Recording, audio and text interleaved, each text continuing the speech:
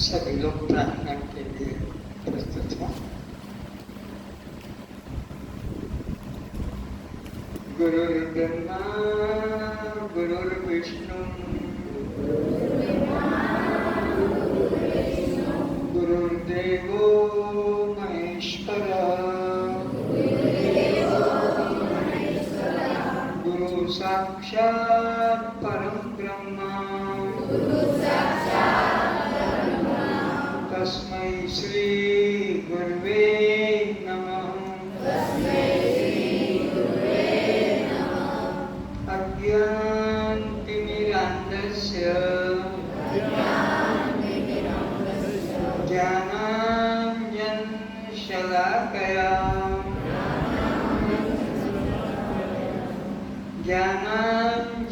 ज्ञानाञ्जनशलाकया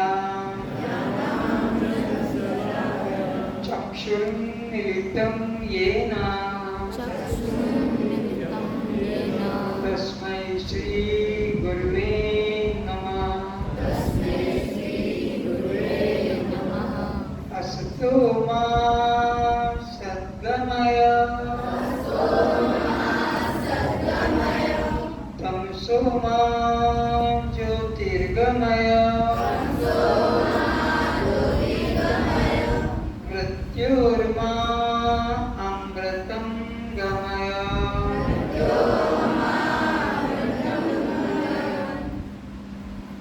हे गुरु परमात्मन आप हमें परमात्मा के नाम पर फैले हुए मिथ्या मार्गों से अंधविश्वासों से रूढ़िवादों से मताग्रहों से संप्रदायों की जेलों से मुक्ति दिलाकर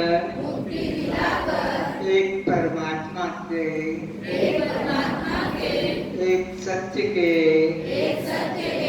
अनुभव कराने की कृपा करें। आप हमें अज्ञान अंधकार से निकालकर अखंड परमात्मा का सर्वव्यापी परमात्मा का अनुभव कराने की ज्ञान कराने की कृपा करें।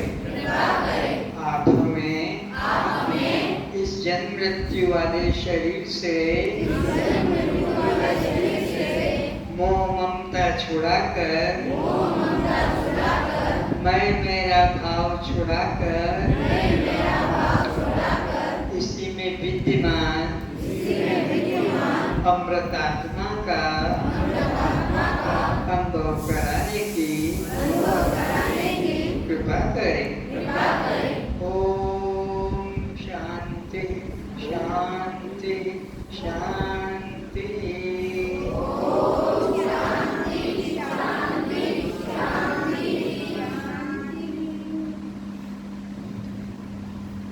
आप जड़ हैं चेतन है। उत्तर में आएगा चैतन्य। आप जड़ हैं चेतन है।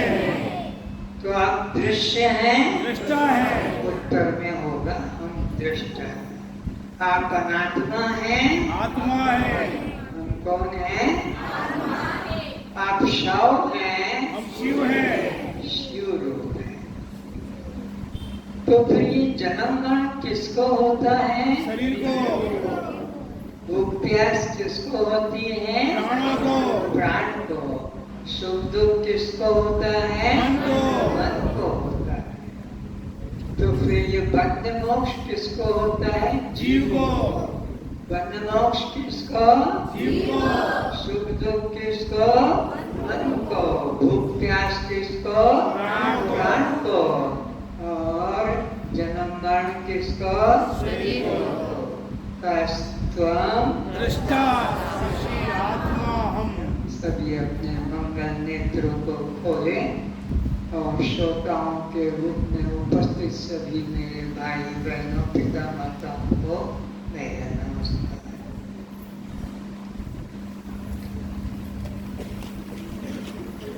आज इस अखंड शांति साधना शिविर का दूसरा दिन है।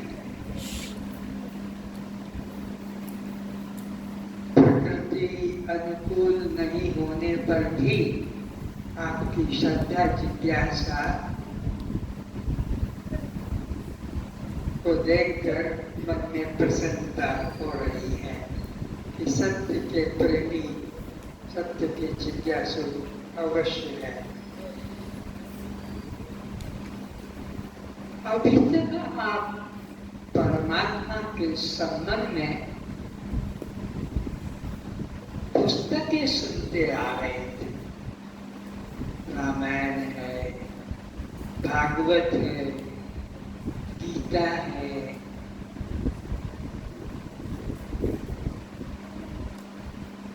वेद है, उपनिषद है। तो ये पुस्तकें सुनने का और सुनाने का हमारा जीवन का लक्ष्य नहीं है। हमारा जीवन का लक्ष्य क्या है? हम सब दुखों से छूटना चाहते हैं। सही सीधी बात, हम सब दुख से छूटना चाहते हैं। किसी बच्चे से बूढ़े तक, मनुष्य पशु पक्षी तक भी दुख कोई चाहता नहीं है। गरीब का है। तो हमारा लक्ष्य क्या है? दुख से छूटना, दुख से मुक्ति पाना। तो यहाँ ये जो शिविर हम प्रारंभ कर रहे हैं, आज जिसका दूसरा दिन है, आप कोई कहानी किससे सुनने की आशा से मत बैठना। मुझे कहानी किससे कहना आता भी नहीं। मुझे तो 2 और 2 4 गणित आता है और वो गणित में आपको सिखाऊंगा, तभी कल्याण होगा, तभी दुख से निवृत्ति होगी। और अगर आप कहोगे हमको तो उपनिषदों की, गीता की, रामायण की, पुराणों की गप कहानियाँ, तो मुझे क्षमा करेंगे, मैं वो नहीं चाहता हूँ। उस आशा में मत बैठना। यहाँ तो इस आशा में बैठना कि हमको गणित सीखना है। गणित के द्वारा ही हम जान पाएंगे कि 2 और 2 4 हैं, 4 और 4 8 हैं, 2 जोड़ देंगे तो 10 हैं और 4 घटा देंगे तो 6। इस तरह का गणित हम विचार के द्वारा सीखेंगे। तो क्या सीखेंगे? पहला तो यही कि सत्संग किसे कहते हैं। अभी तक क्या सोचा था? कोई ढोलक बजाएगा, कोई घंटड़ी बजाएगा, कोई मंजीरा बजाएगा, कोई हारमोनियम बजाएगा और कोई गीत गाएगा, हो गया। बिल्कुल बिल्कुल ये सत्संग मत समझना। सत्संग शब्द में ही अर्थ है। सत प्लस संग इज इक्वल टू सत्संग। सत्य धन संग बराबर सत्संग। तो सत्य क्या है ये भी हमें जानना चाहिए। सत्य की परिभाषा भगवान कृष्ण गीता के 2 अध्याय के 16 श्लोक में बताते हैं। अर्जुन नास्तो विद्यते भावो न भावो विद्यते सत्य। सत्य उसको कहना जिसका कभी नाश वो न हो और जिसका नाश हो जाए वो सत्य नहीं, मिथ्या है। सत्य का कभी नाश। इनसे मान जी से पूछें, आप अभी कहाँ मिलेंगे? वृंदावन में, अयोध्या में, ऋषिकेश हरिद्वार में? कोई उत्तर? क्योंकि इनका जन्म हुआ, उनका संसार से नाश हो गया। तो जिनका जन्म हुआ और जिनका नाश हो जाता है वो सत्य नहीं है, वो परमात्मा नहीं है। सत्य परमात्मा जिसका पहचान है, जिसका कभी नाश और कभी अभाव। तो एक बात पक्की मन में कर लो कि हम यहाँ सत्य को जानने आए हैं। किसको जानने आए हैं? और सत्य की पहचान क्या बताई? जिसका कभी नाश नहीं। वो सुनने की इच्छा से बैठना, उसी के लिए कई युक्तियां, कई दृष्टांत आपको समझाया जाएगा। तो मिथ्या किसे कहते हैं? अब ये समझो, जिसका जन्म हो और जिसकी बोलो मृत्यु हो जाए। जिसका जन्म हो और जिसकी मृत्यु हो उसको मिथ्या कहते हैं। अब परिभाषाओं का ज्ञान होना जरूरी है। इसलिए ये तो मैंने कहा ना, गणित की क्लास है, ये विज्ञान की, साइंस की क्लास है। साइंस विज्ञान में फार्मूले होते हैं, उसके हिसाब से वह इक्वेशन सॉल्व होती है। तो सत्य क्या? जिसका कभी नाश न हो, और मिथ्या कौन? जिसका जन्म होकर मृत्यु हो, कभी हो और कभी न हो, उसको मिथ्या। अब तीसरी बात है असत की। ये बहुत महत्वपूर्ण है। असत किसे कहते हैं? हम तो असत और मिथ्या एक ही समझते हैं। ना ना, असत अलग चीज है और मिथ्या अलग है।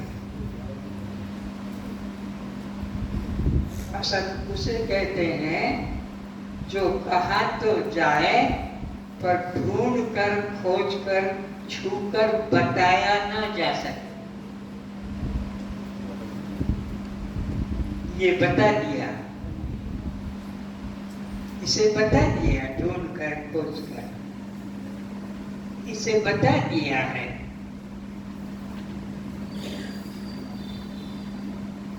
लेकिन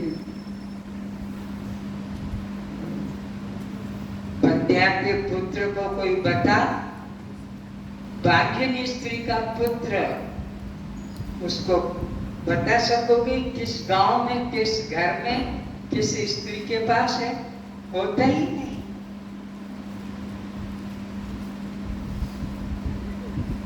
असत की पहचान जो कहा तो जाए और ढूंढ कर, खोज कर बताया न जा सके। आपका नाम क्या है? रोशनलाल मेघवाल। रोशनलाल। जरा बताना है। इधर, यहाँ, यहाँ, यहाँ, यहाँ, यहाँ। नाम इतना बड़ा, प्रसिद्धि इतनी बड़ी, लेकिन ढूंढ कर, छू कर बताया, ये कल्पना है।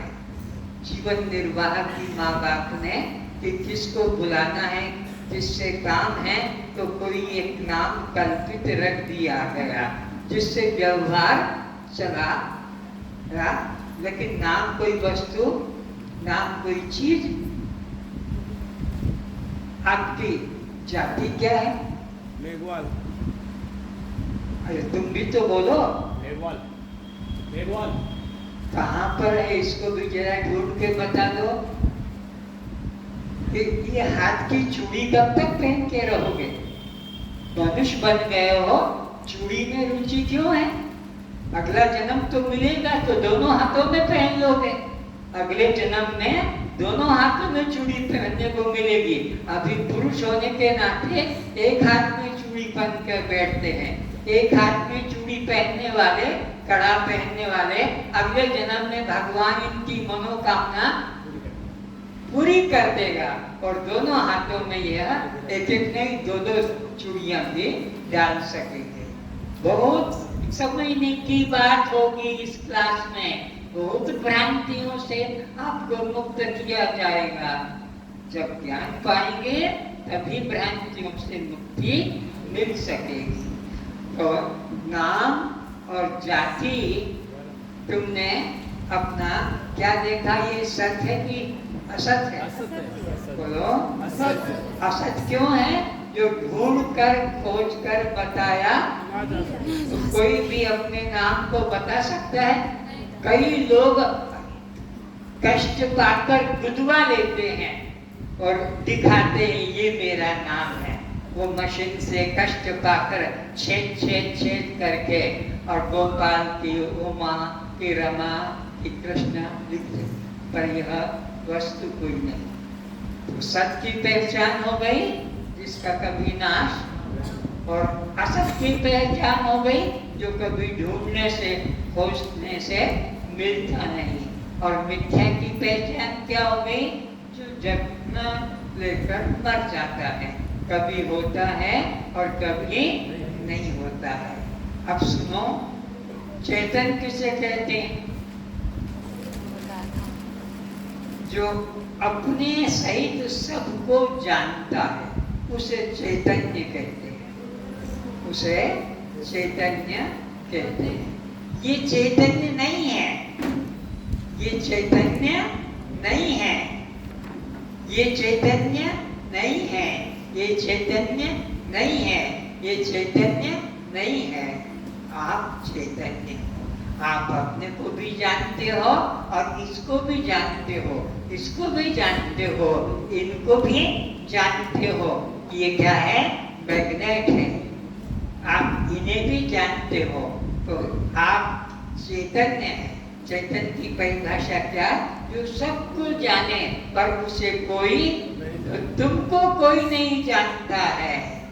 सबको तुम जानते हो पर तुमको कोई नहीं जानता है, क्योंकि तुम्हारे अलावा सब जड़ है। जड़ अपने को भी ना जाने और दूसरे को भी। जड़ की परिभाषा क्या बताई? जो अपने को भी ना जाने और दूसरे को भी ना जाने उसे जड़ कहते हैं। और चेतन को जो अपने को जाने और सबको जाने उसे चैतन्य कहते हैं।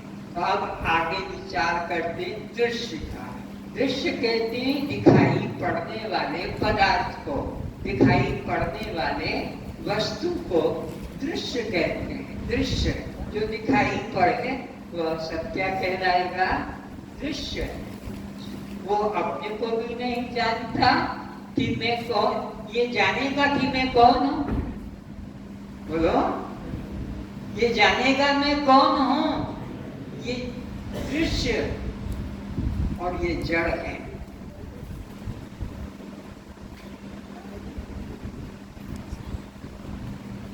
तो जड़ कौन? जो अपने को भी ना जाने और दूसरों को ना जाने। और दृश्य कौन? जो दिखाई पड़ता है पर देख नहीं सकता, दिखाई पड़ता है पर देख नहीं सकता। जैसे कि अर्जुन दिखाई पड़ता है, कृष्ण दिखाई पड़ता है तुमको, पर ये तुमको देख नहीं सकते। तुम दृष्टा। दृष्टा की परिभाषा लिखो, जो सबको देखता है और उसे कोई नहीं देख सकता है। जो सबको देखे उसे कोई न देखे उसे दृष्टा कहते हैं। तो आप क्या हैं? आप दृष्टा हैं। आप कौन हैं? बोलो, दृष्टा है। दृष्टा क्यों? सबको देखते हैं पर आपको कोई नहीं देखता। एक एक परिभाषा का बहुत महत्वपूर्ण है। तुम सोचो, तुमने एक एक वेद के कांड को जान लिया। अब शव की बात करते हैं।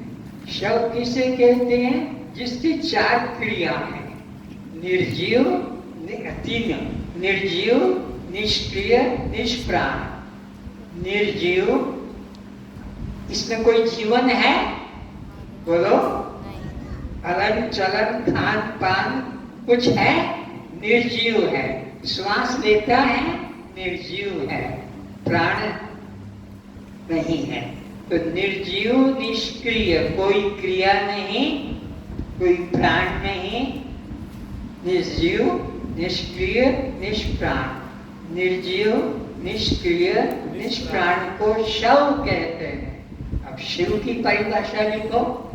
सजीव, सप्राण, सक्रिय। सजीव, सप्राण, सक्रिय। सजीव, सप्राण, सक्रिय को शिव कहते हैं। सजीव, सप्राण, सक्रिय को शिव कहते हैं।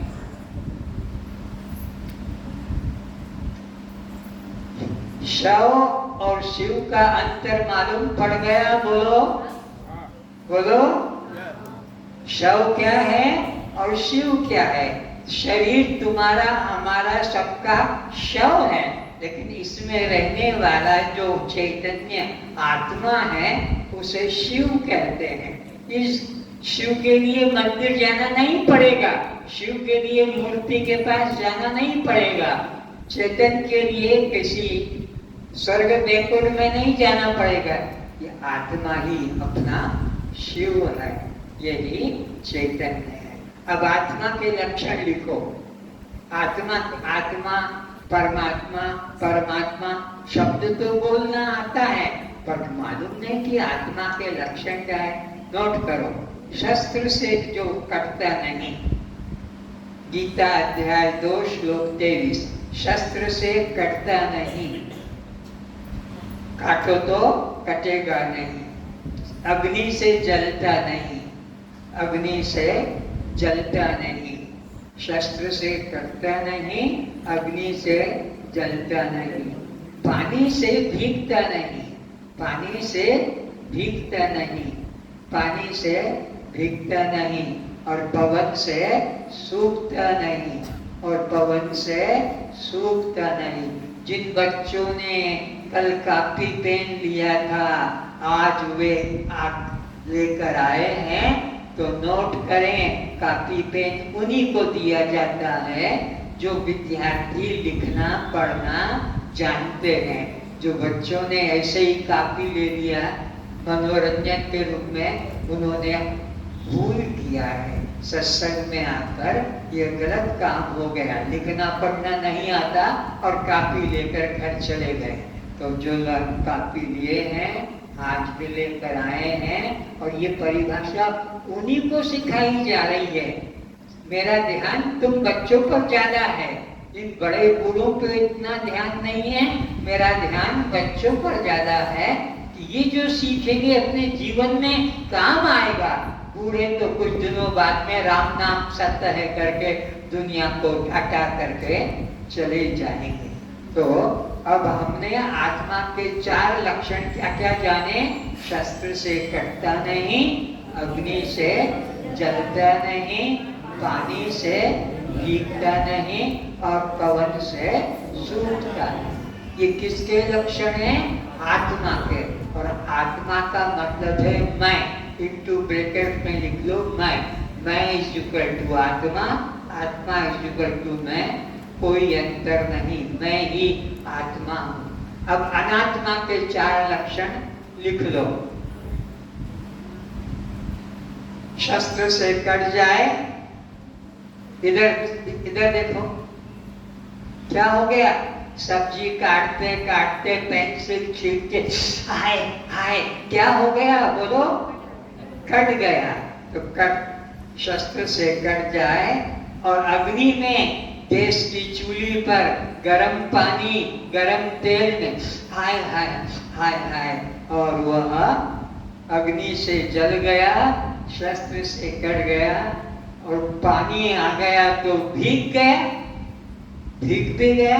फिर कपड़े बदलते हैं, पोंछते हैं, और फिर पवन आने से सूख जाते हैं।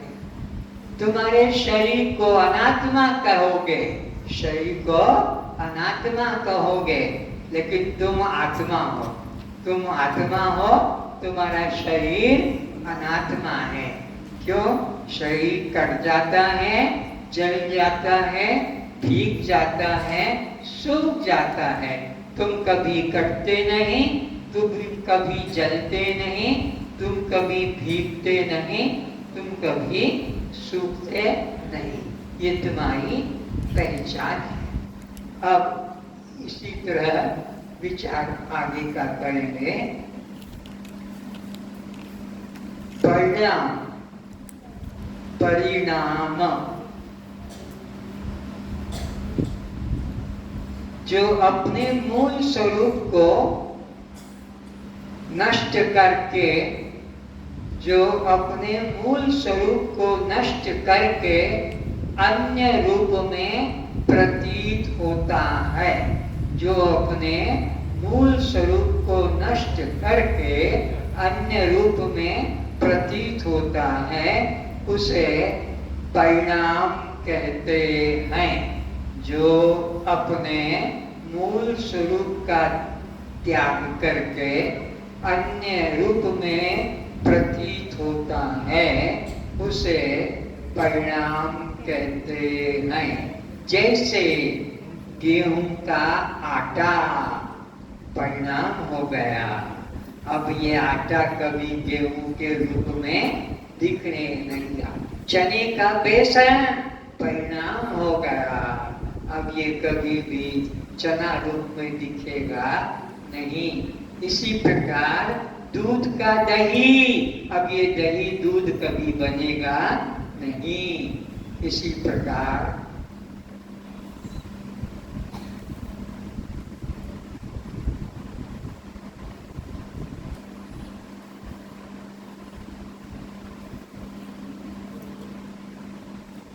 मूंगफली का तेल, नारियल का तेल, अब ये कभी वापस नारियल या मूंगफली के रूप में परिणाम हो गया।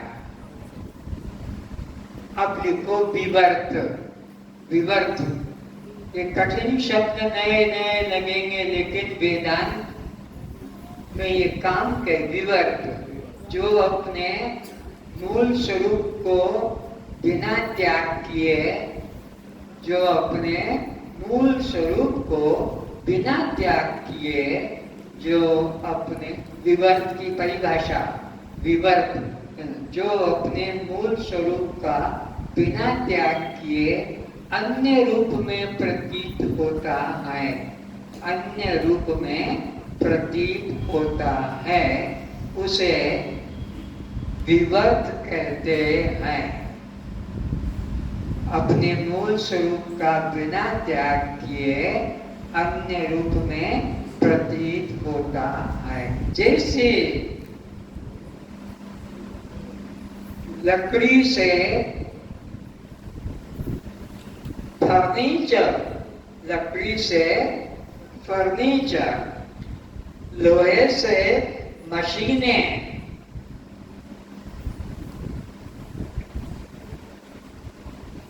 सूत से कपड़ा,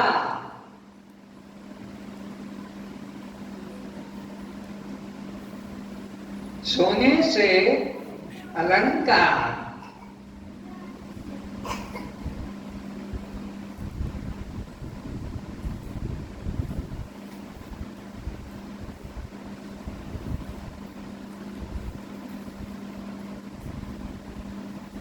ये क्या बन गए? इसीलिए ब्रह्म से जीव, देखो सोने से जैसे अलंकार हो गए, लेकिन अलंकार सोने से अलग नहीं है। लकड़ी से फर्नीचर बन गया, पर वो अलग नहीं है फर्नीचर। मिट्टी से घड़ा बन गया, तो वह घड़ा अलग नहीं है मिट्टी से। ऐसे ही ब्रह्म से जीव बन गया, तो ये जीवो ब्रह्म केवलम, जीव ब्रह्म से अलग नहीं है। जीव ब्रह्म का यह विभक्त रूप है। सोने से जैसे अलंकार, लकड़ी से फर्नीचर, सूत से कपड़ा, ऐसे ही ब्रह्म से जीव।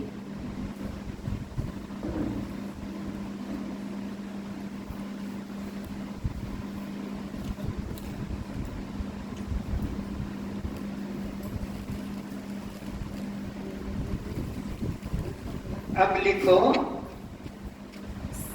संसार बंधन में जीव को डालने वाले 3 हेतु हैं। संसार बंधन में नरक में डालने वाले जीव के 3 हेतु हैं।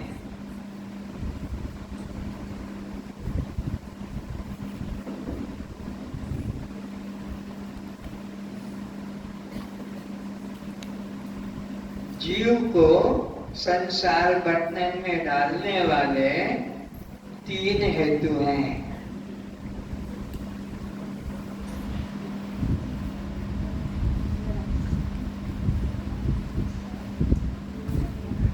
रा,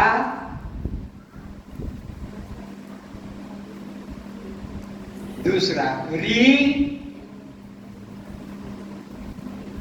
रा, री और रे, ये 3 संसार में जीव को फंसाने वाले, बांधने वाले, घसीटने वाले, नरक ले जाने वाले हैं। कौन कौन? शुद्ध जीव। शुद्ध जीव को या तो राम में जुड़ जाने से नरक जाएगा, या री में जुड़ जाने से नरक जाएगा, या रे में जुड़ जाने से नरक जाएगा। शुद्ध जीवात्मा परमात्मा का अंश है, ईश्वर अंश जीव, अविनाशी, चेतन अमल, सहज सुपराशी। लेकिन वो रा, री और रे में फंस गया, बन गया, लटक गया। सो माया वश भरो गोसाई, बदियो कीर मरकट की नाई। जैसे कि वह बंदर बन जाता है, इसी तरह यह जीव रा, री और रे में बन गया है। तो अब उनके नाम बताओ जिनमें तुम्हारा मैं, सबको सुनना है और सबको बोलना भी है, जिसमें तुम्हारा मैं शुद्ध ब्रह्म का जो अंश जीव है, वो जिनमें जुड़ के और बन गया है, उनके नाम बोलो। मैं किस किस को रा करके बोलता है, एक एक को बोल के बताओ। मैं एक में बोल देता हूँ, मेरा मकान। तो ये मैं किस में जुड़ गया? मकान में। मेरा शर्ट, मैं किस में जुड़ गया? शर्ट में। ऐसे ही एक एक बोलो, सब में, सबके मुख में से निकलना चाहिए, तब मालूम पड़ेगा कि मैं किस किस में फंस गया। मैं सुनूंगा केवल, बोलते चलो। 50 तरह के तो लोग बैठे हैं, 50 तरह के उत्तर आना चाहिए। खाली 1-2 उत्तर दे गए, बाकी सो रहे हैं। किस किस को मेरा बना के बैठे हो, किस किस को मेरा कहते हो, किस किस को मेरी कहोगे, किस किस को मेरा? मैं तीनों पूछूंगा। अभी मेरा मेरा बताओ। मेरा मन, मेरा पेट, मेरा ज्ञान। रा वाला बोलो। मेरा पेंट हो गया, मेरा जूता हो गया, मेरा टोपा हो गया, मेरा दादा हो गया, मेरा नाना हो गया, मेरा मामा हो गया, मेरा काका हो गया, मेरा बाबा हो गया, मेरा बच्चा हो गया, मेरा कुत्ता हो गया, मेरा बछड़ा, इत्यादि जो जो तुम्हारे हैं, ये सब क्या है? मेरा मैं के साथ इनको जोड़ लिया तो शुद्ध मैं था। सच्चिदानंद ब्रह्म का अंश था, ईश्वर अंश जीव अविनाशी चेतन अमल, चेतन था, अमल था, निर्मल शुद्ध था, सहज आनंद रूप था। लेकिन ये मेरा, ये मेरा, ये मेरा, ये मेरा, मेरा मेरा मेरा करके अपने शुद्ध मैं को बन गया। तो मैं सत्य हूं कि मेरा सत्य है? मैं सत्य हूँ। सत्य कौन? जिसका कभी नाश, जिसका कभी नाश न हो उसे सत्य कहते हैं। तो तुमने जिस चीज को मेरा कहा वो सदा रहेगा कि एक समय पाकर नष्ट हो जाएगा? समय पाकर नष्ट हो जाएगा। चाहे वो जूता हो कि बेटा हो कि बाप हो कि पति हो कि पुत्र हो, जिस को भी तुमने मेरा कह के बोला है वह सदा रहेगा कि एक दिन मरेगा? बोलो, एक दिन मरेगा। तो जो मरेगा वो तुम हो कि जो सदा रहेगा वो तुम हो? सदा रहेगा वो। जो सदा रहेगा। कितनी सुंदर बात, कितनी अच्छी बात कह दी कि जो सदा रहेगा वो मैं हूँ, और जो मिला है और बिछुड़ जाएगा, बना है और नष्ट हो जाएगा, वह कभी मैं नहीं। तो जिस को तुमने मेरा मेरा कहा है, तुम उससे एक हो कि अलग हो? जिस को मेरा कहा है उससे तुम ऐसे एक हो कि अलग हो? अलग है ना? तो किस से? जूते से अलग है कि नहीं? पहना और निकाल दिया, कपड़े को पहना और निकाल दिया, अलग है कि नहीं? ऐसे नाखूनों को भी काट के अलग कर दिया, इन बालों को भी काट के अलग कर दिया। तो जिस को भी तुम मेरा कहते हो, मैं उनसे सदा अलग हूं। ये बात समझ में आ गई कि नहीं आई? समझ में आ गई है? वे हाथ उठा दे। सबको मेरा प्रणाम। जिसको ये बात समझ में आ गई कि जो मेरा है मैं उससे अलग हूं।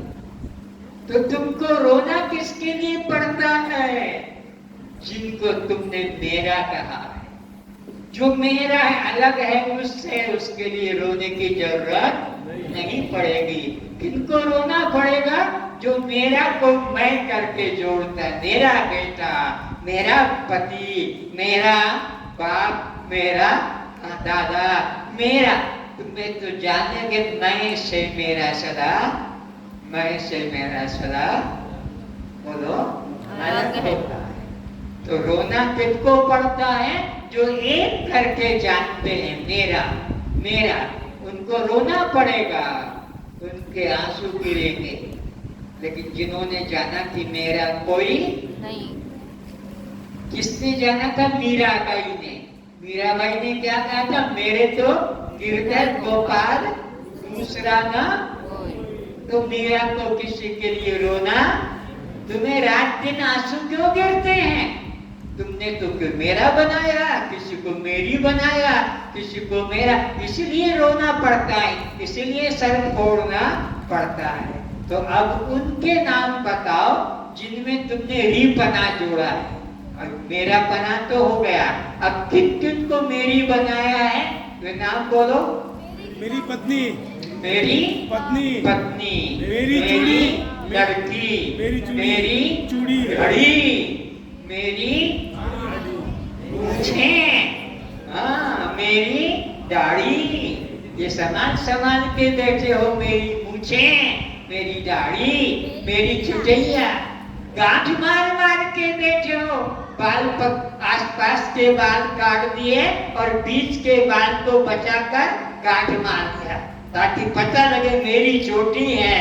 अरे यही नरक ले जाएगी, ये चोटी ही तुमको 84 में भटकाएगी। काटो, ये तुमको बांधने वाले। और कौन कौन? मेरी गाड़ी, मेरी साड़ी, मेरी बोलो। चप्पल। और मेरी कॉपी, और मेरी, और मेरी, और मेरी, और निकालो मेरी को। मेरी उंगली, मेरी, उंगली। हाँ, इसको बचा के रखना है। मेरी नाक का सवाल है। अरे बाप रे बाप, इस नाक ने कितना नचाया है तुमको, जबकि तुम्हारी नाक है ही नहीं, लेकिन नचाया है तुमको। परस्पर बातें नहीं करो, अपने अपने में बैठो, बिल्कुल एक दूसरे को पहचानो नहीं, अपने पास में कौन है, अपने में रहो। और इसी प्रकार मेरी, जल्दी से बता दो, सोचो। मेरा घर, मेरी साइकिल, मेरी स्कूटर, मेरी मोटरसाइकिल, मेरी घड़ी। तो जो जो मेरी है वह मैं हूं कि मैं उससे अलग हूं? अलग। बोलो। जैसे मेरी दाढ़ी, तो ये दाढ़ी को जब काट दोगे तो दाढ़ी उधर, मेरी मूंछ काट दो तो उधर, मेरी चूड़ी तो चूड़ी उधर, मैं उससे अलग। तो जो जो मेरा है वह मैं नहीं हूँ, और जो जो मेरी है वह भी मैं। अब किन किन को मेरे बनाकर बैठे हो उसको ढूंढो। कौन कौन मेरे? कोई बीच में से आवाज आई क्या? बीच में से आवाज अलग से मत निकालना। हाँ, तो कौन कौन मेरे बना कर बैठे हो? दोस्त। मेरे दोस्त। मेरे दांत, मेरे नाखून,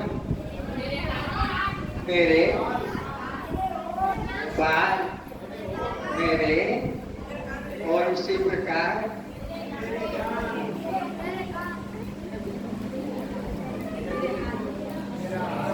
और इसी प्रकार मेरे में कौन आ गया?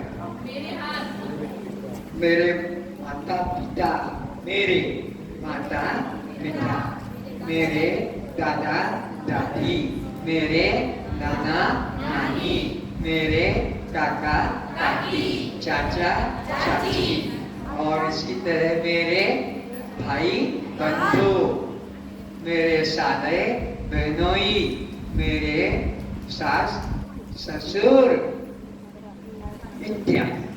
तो अब क्या पक्का कर लिया कि ना कोई मेरा, ना कोई मेरी, और ना कोई। अब मीरा का वचन, मेरे तो गिरधर गोपाल कस्त्वम दृष्टा साक्षी आत्मा। ये मेरा स्वरूप शुद्ध रूप आ गया। सब कचरा जला दो, सब कचरे को जला दो। एक दिन तो सब जलेंगे ही, कचरा, सबके शरीर कचरा है, इसीलिए इसको जलाया जाता है। तो मैं शुद्ध रह जाएगा। तो न मेरा, न कोई मेरी, और न कोई मेरे, मैं सबसे न्यारा। कौन हूँ? कस्त्वम। तो फिर ये जन्म मरण किसको होगा? बोलो, मेरा कि शरीर का? तो ये भूख प्यास किसको होगी? मेरी कि प्राण की? तो ये सुख दुख मुझको होगा कि मेरे मन को? तो बंध मोक्ष मुझको है कि जीव को? कस्त्वम। सारा जीवन जिन्होंने उपनिषद पढ़े, गीता पढ़ी, भागवत पढ़ी, रामायण सुनी, ये ज्ञान जो तुमने आज पा लिया, ये उनको भी ज्ञान नहीं। कल पता कर लेना, तुम पूछ भी लेना, तुम्हें मालूम पड़ेगा कि सब कोई मेरा में फंसे हैं, तो कोई मेरी में फंसे हैं, तो कोई मेरे में फंसे हैं। शुद्ध में का ज्ञान तो तुमको होगा इस शिविर के अंदर, क्योंकि ब्रह्म का साक्षात्कार हमें यहीं पर करना है।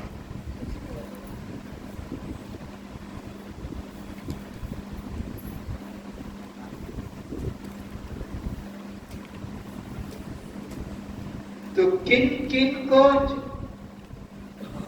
संसार बंधन होगा जिन्होंने अपने को या तो रा में जोड़ा या री में जोड़ा या रे में, बस इनको संसार बंधन, इनको नरक मिलेगा।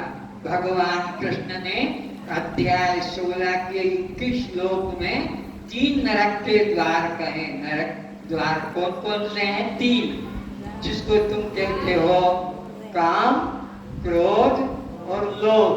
गीता अध्याय 16 श्लोक 21 3 नरक के द्वार भगवान कृष्ण ने बताए। कौन कौन से? काम, क्रोध, लोभ। समझो, जल्दी में लिख लो 3 बस, ये नरक के द्वार है। काम, क्रोध और लोभ। भाई कामना, कामना किसी व्यक्ति की वस्तु के बिना हो सकेगी? नहीं। तो कोई व्यक्ति वस्तु होना चाहिए। क्रोध, किसी व्यक्ति के बिना क्रोध हो सकेगा? क्रोध भी किसी व्यक्ति के होना जरूरी है। और लोभ भी किसी वस्तु के बिना होना नहीं संभव है। तो काम, क्रोध, लोभ ये कब होते हैं? जब तुमसे कोई अन्य भिन्न होगा। काम, क्रोध, लोभ ये कब तुम्हारे में आएंगे? जब तुमसे कोई भिन्न अन्य होगा। तो तुमसे भिन्न अन्य कौन है? रा, री और रे, ये तुमसे अन्य है, तुमसे भिन्न है। इन्हीं की वजह से तुम इनमें अपना रापना, रीपना और रेपना, तो ये तीनों नरक के द्वार हैं। ये भगवान कृष्ण ने अर्जुन को गीता के 16 अध्याय के 21 श्लोक में पक्का कराया कि अर्जुन किसी में रापना मत जोड़ो, नहीं तो काम जगेगा। किसी में रीपना मत जोड़ो, क्रोध जगेगा। किसी में रेपना मत जोड़ो, मोह जगेगा। तो काम, क्रोध, लोभ ये नरक के द्वार हैं। क्यों? इसमें हम अपना रापना, रीपना और रेपना जोड़ देते। तो फिर संसार बंधन के 3 हेतु कौन कौन से हैं? रा, री और रे। तो छूटने का तरीका क्या है? इसको अपना मत मानो, न रा को अपना मानो, न री को अपना मानो, न रे को। बस मुक्ति हो गई, बस खत्म। न मंत्र, न माला, न पूजा, न पाठ, न वेद, न यज्ञ, कुछ करने की जरूरत नहीं है। जिनसे तुमने रापना जोड़ा निकाल दो मन से, जिनसे रीपना जोड़ा निकाल दो मन से, जिनसे रेपना जोड़ा निकाल दो मन से। अब तुम्हें मुक्ति के लिए कोई साधन करने की जरूरत, क्योंकि बंधन इन्हीं से था और इन्हीं बंधन को तुमने तोड़ दिया, निकाल दिया। तो अब तुम्हें साधन करने की जरूरत नहीं है।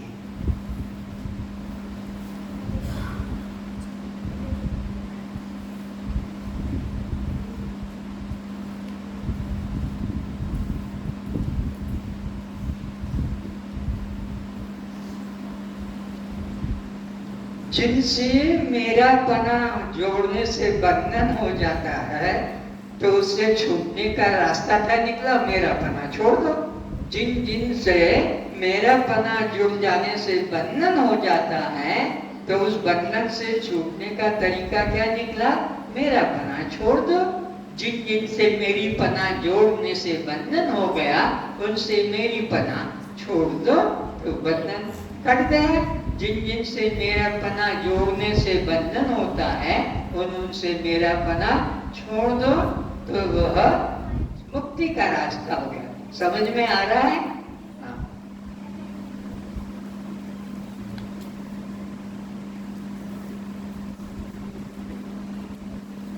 मुक्त जीव किन किन में फंस कर बंधन पाता है? रा, री और रे। तो अब ये जीव कैसे मुक्त होगा? संबंध तोड़ दो, बात खत्म। कितनी सरल बात हो गई, जिसके पकड़ने से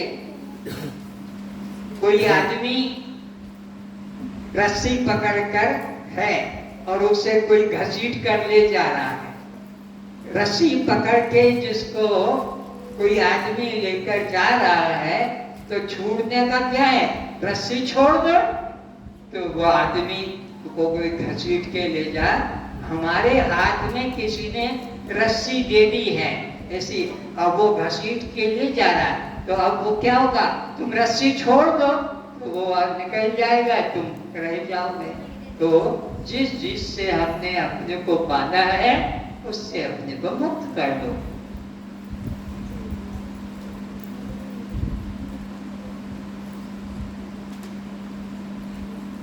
तो ये जीव कब से बना चला आ रहा है, अनादि काल से। अब अनादि शब्द किसे कहते हैं, नोट करो। अनादि जिसका कभी प्रारंभ हुआ ही नहीं, जो सदा सदा सदा से चला आ रहा है, उसे अनादि कहते हैं। अनादि। तो जो अनादि होता है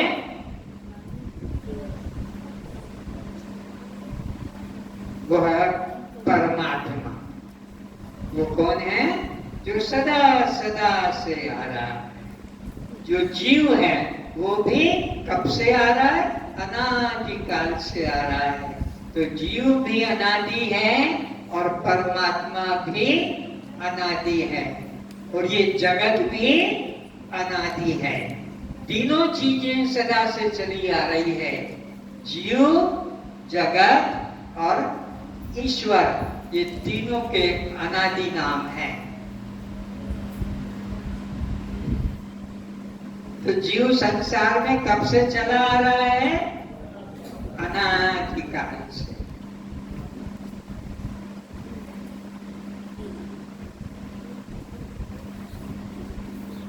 तो जीव में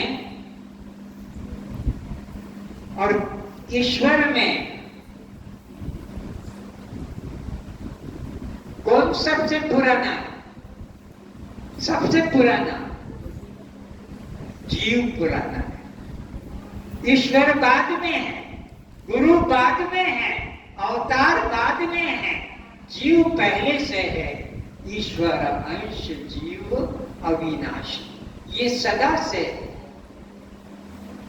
समझो, जीव ना होता तो जगत भी नहीं होता, जीव ना होता तो गुरु किसके बनते, और जीव ना होता तो अवतार भी किसके लिए होता।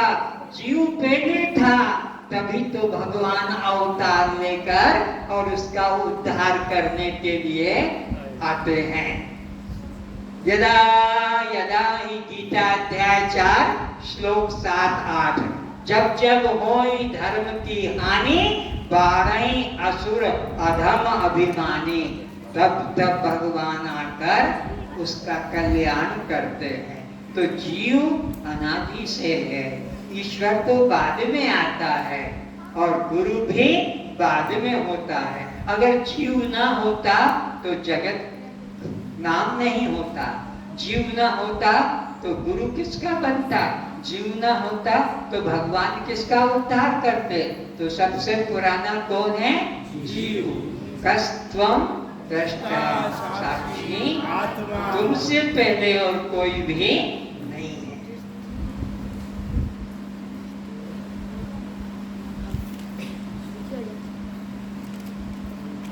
तो अनादि किसको कहते हैं, जो सदा सदा से। आदि लिखो, जिसका प्रारंभ होता है।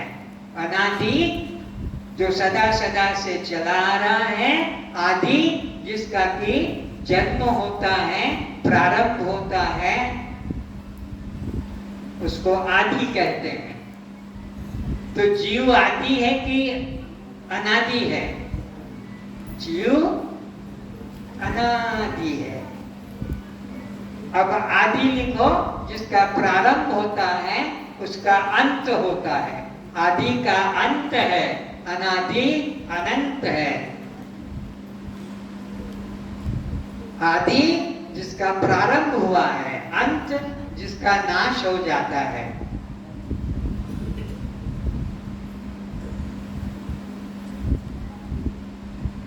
अच्छा, जीव आदि है कि अनादि है? उत्तर दो। तो ये जीव ज्ञान पाकर अंत इसका समाप्त हो जाएगा।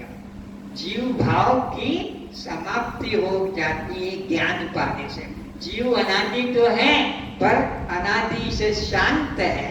ज्ञान पाकर जीव शांत होकर ब्रह्म में एक हो जाता है। जीव जो है, घड़े में आकाश है, घड़ा टूटने से आकाश महाकाश में, घड़े के अंदर का आकाश को घटाकाश कहते हैं, ये बाहर के आकाश को महाकाश कहते हैं। तो ये घटाकाश कब तक है? जब तक घड़ा है, और जब घड़ा टूट जाएगा तो ये घड़ा का आकाश फिर महाकाश में एक हो जाएगा। तो जब तक देह भाव है तब तक यह जीव है, और जब देह भाव टूट जाएगा ब्रह्म में एक हो जाएगा। जीवो ब्रह्मेव केवलम, जीव भाव नष्ट हो जाएगा तब यह ब्रह्म में एक हो जाएगा।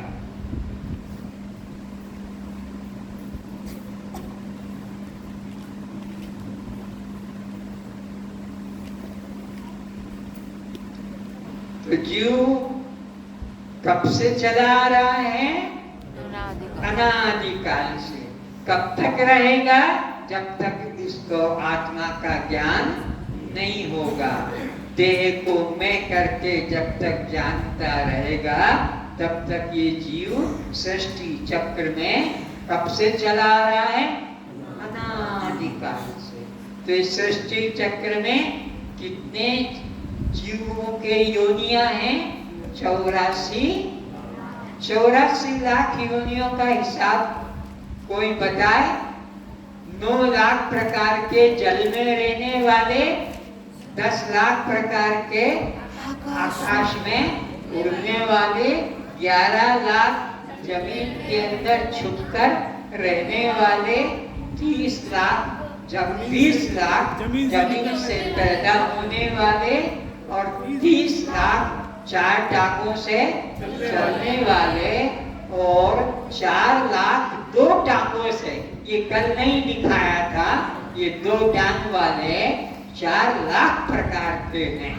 30 लाख जो हैं 4 टांग वाले हैं, और 4 लाख 2 टांगों से चलने वाले मनुष्य, यक्ष, किन्नर, राक्षस, भूत, प्रेत, ये सब योनियां, ये 4 लाख प्रकार की हैं। इन सब योनियों में सबसे श्रेष्ठ योनि कौन सी है? नर तन सम नहीं कौने देही जीव चराचर याचत जेही। मनुष्य के समान और कोई श्रेष्ठ और कोई पवित्र, मनुष्य जीवन सबसे श्रेष्ठ है। मनुष्य जीवन से और कोई श्रेष्ठ जीवन नहीं है।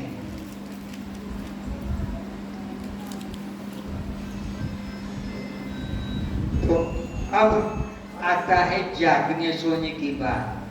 मोह निशा सब सोवन आरा, यही जग जागनी जामिनी जोगी, परमारथी प्रपंच वियोगी।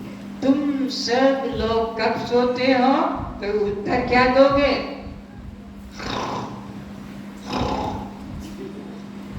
क्या हो रहा है? नींद आ रही है, सो रहे हैं। ये सोना नहीं है। और उठकर बैठ गए यहाँ, ये जागना नहीं। जो बैठे हो वो भी अभी सो रहे हो। देह भाव को नोट करो।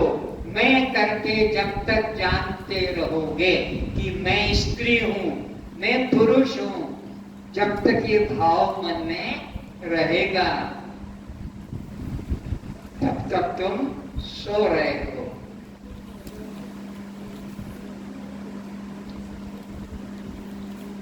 और सोने वाले की लिस्ट बनाओ। ये अद्भुत क्लास है। सोने वाले की लिस्ट बनाओ। मैं कलेक्टर हूँ, मैं डायरेक्टर हूँ, लिखो लिखो, छोड़ो नहीं। मैं सेक्रेटरी हूँ, मैं एडवोकेट हूँ, मैं प्रोफेसर हूँ। जो जो तुम्हारे खोपड़ी में घुसा हुआ है, अपने को मान कर बैठे हो, लिख के चलो। मैं बाप हूँ, मैं माँ हूँ, मैं भाई हूँ, मैं बहन हूँ, मैं गोरा हूँ, मैं काला हूँ, मैं जवान हूँ, मैं बूढ़ा हूँ, मैं प्रौढ़ हूँ, मैं किशोर हूँ।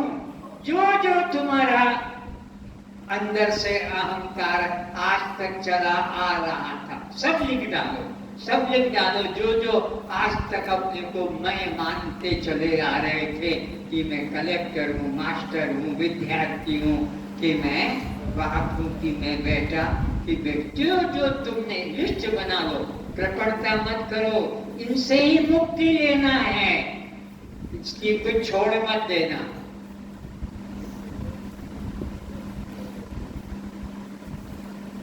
अरे हिंदू हो, मुसलमान हो, सिख, ईसाई, ये लिख लो। तुम ये नहीं हो, लेकिन तुम मान के चलते आ रहे।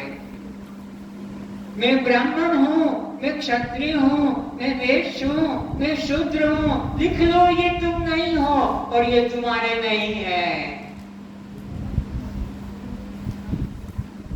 अरे मैं ब्रह्मचारी हूँ, काटो निकालो इसको फांसी को। मैं गृहस्थी हूँ, निकालो काटो इस फांसी को।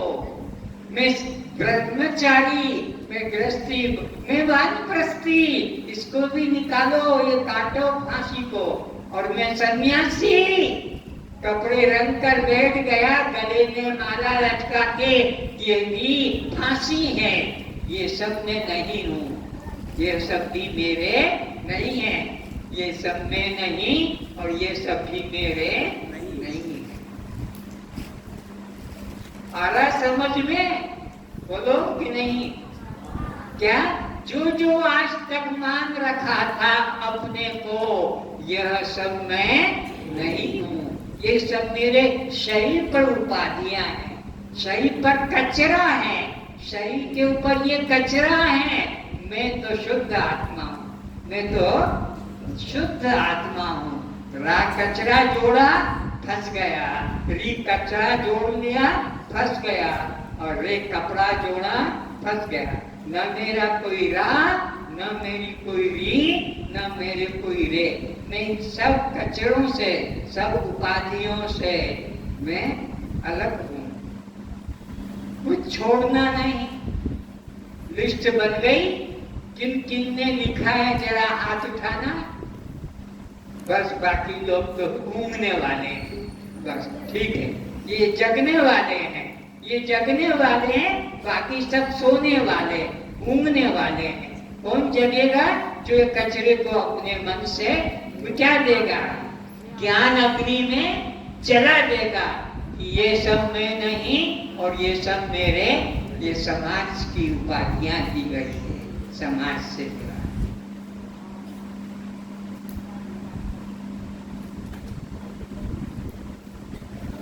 तो कौन सो रहा है? जो इन उपाधियों को मैं मेरा करके चल रहा था। इसी का मोह निशा सब सोवन हारा। ये चौपाई लिख लेना।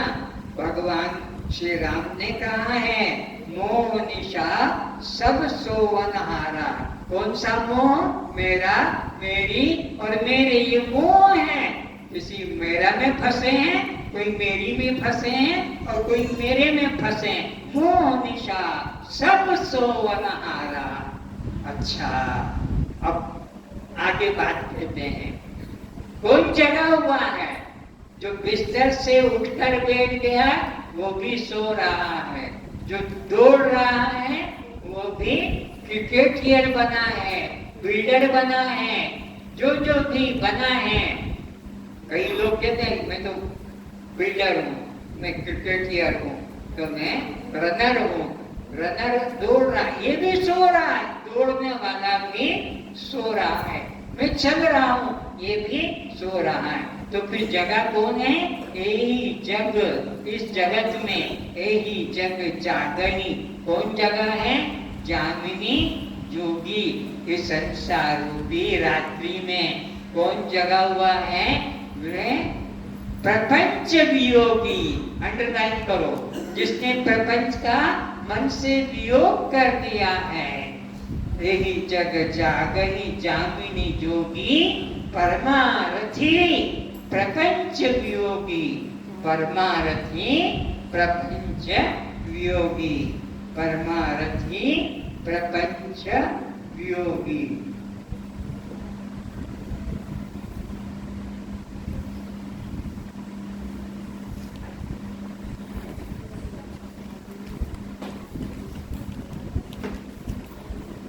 क्या कहा? कौन जगा हुआ है इस संसार रूपी रात्रि में? कौन जगा हुआ है?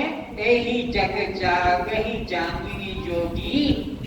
वो योगी है, वो योगी है।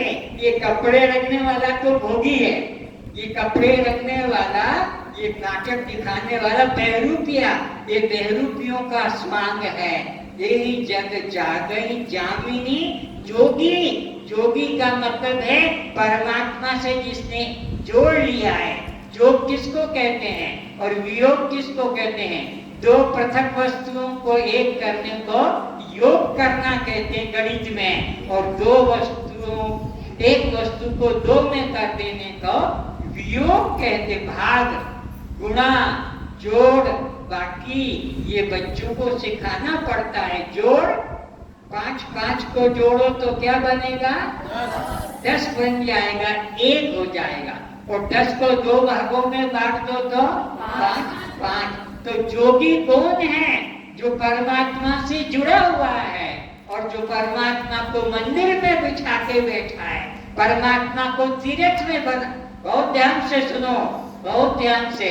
जिनका भगवान मंदिर में है, जिनका भगवान तीर्थ में है, जिनका भगवान स्वर्ग में है, जिनका भगवान बैकुंठ में है, जिनका भगवान मूर्ति में है, जिनका भगवान कहीं गंगा में, कि कहीं तुलसी में, कि कहीं वट वृक्ष में, जिनका भगवान और पूजा कर रहे हैं, आरती कर रहे हैं, परिक्रमा कर, ये सब नरकगामी होंगे। ये सब नरकगामी क्यों? इन्होंने परमात्मा को अपने से अलग मान लिया। तो परमात्मा हृदय मंदिर में है। ईश्वर गीता के 18 अध्याय के 61 श्लोक में कहा, ईश्वर सर्वभूतानां हृदये सर्जन तिष्ठति। हनुमान ने भगवान को अयोध्या में बताया कि छाती चीर के बताया? बोलो, हनुमान का चित्र कभी देखा होगा तो छाती चीर के दिखाया। तो बच्चे सीधे बैठ जाओ, हाथ को इधर उधर मत हिलाओ, अपने हाथों को ऐसे बंद करके बैठो, ऐसे ऐसे करके बैठो। ये अंगूठा अंगुली मिली रहे, हाथ ऐसे रहे घुटने के ऊपर। इसका अर्थ आगे बताऊंगा, अभी खाली बैठना सीखो। तो समझो इस बात को, ये तुम्हारा जो हमारा शरीर है ये किन से बना है? 5 भूतों से बना है। रामायण में तुलसीदास जी के रामायण में राम ने कहा, क्षिति जल पावक गगन समीरा और पंच रचित यह, बोलो, अधम शरीरा। कौन सा शरीर है? ये ब्रह्मचारी, ये गृहस्थी, ये वानप्रस्थी, ये सन्यासी, ये हिंदू, ये ब्राह्मण, ये उड़िया, ये बंगाली, मारवाड़ी, गुजराती, तेलुगु, बिहारी, अधम शरीरा। अधम किसको कहते हैं? नीच को, और वो भी अति अधम कहा। और सब चीजें अलग अलग है, मल अलग है, मूत्र अलग है, नाक अलग है, कफ अलग है, रक्त अलग है, हड्डी अलग है, चर्म अलग है, मांस अलग है। यहाँ तो सब भंडार है। हाड़ भी इसमें, रक्त भी इसमें, मूत्र भी इसमें, लार भी इसमें, कफ भी इसमें, पसीना भी इसमें, सब कुछ है। इसलिए इसको अति अधम शरीर, शरीर को क्या कहा?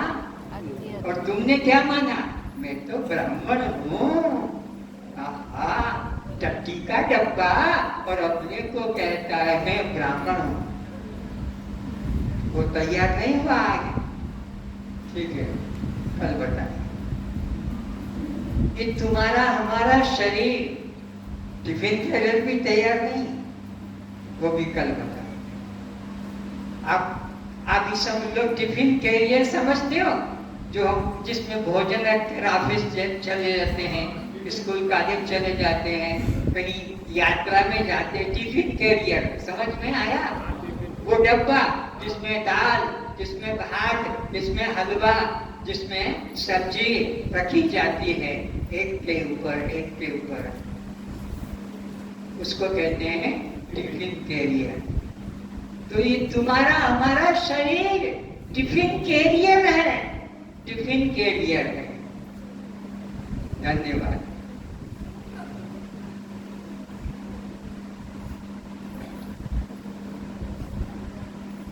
देखना इसमें से फिर क्या निकलेगा। ठीक है, ठीक है, ठीक है, ओके।